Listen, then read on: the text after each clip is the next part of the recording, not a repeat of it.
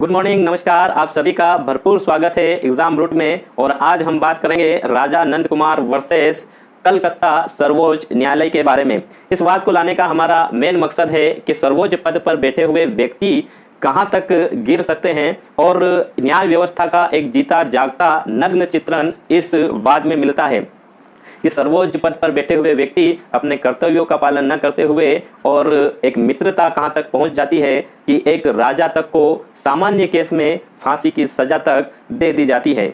वाद है जब ब्रिटिश हुकूमत थी भारत में और हाल ही में आया था रेगुलेटिंग एक्ट 1774 और उसके तहत सर्वप्रथम भारत में सुप्रीम कोर्ट की स्थापना होती है कलकत्ता में। और पहले उसके न्यायाधीश बनते हैं सर एलिजा इम्पे।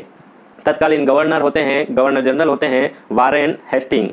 वहाँ के राजा जो थे राजा नंद कुमार जी, और नंद कुमार ने वारेन हेस्टिंग के ऊपर एक आरोप लगाया कि जो वहाँ की दीवानी है उस दीवानी को पाने के लिए उन्होंने 8 बैग सोने की मुद्राएं वारेन हेस्टिंग को घूस दी थी। इसको लेकर जो वारेन हेस्टिंग था उसके ऊपर कार्रवाई होती है, लेकिन कुछ ज़्यादा इम्पैक्ट तो पड़ता नहीं है क्योंकि पूरी हुकूमत ब्रिटिश हुकूमत ही रहती है।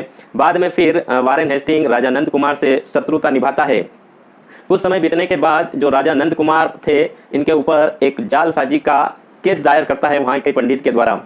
और जालसाजी का केस जैसे ही आता है तो उस समय गवर्नर वही हुआ करते थे वारेन हेस्टिंग, और उनके मित्र जो थे वो सर्वोच्च न्यायालय यानी कलकत्ता सर्वोच्च न्यायालय के मुख्य न्यायाधीश थे।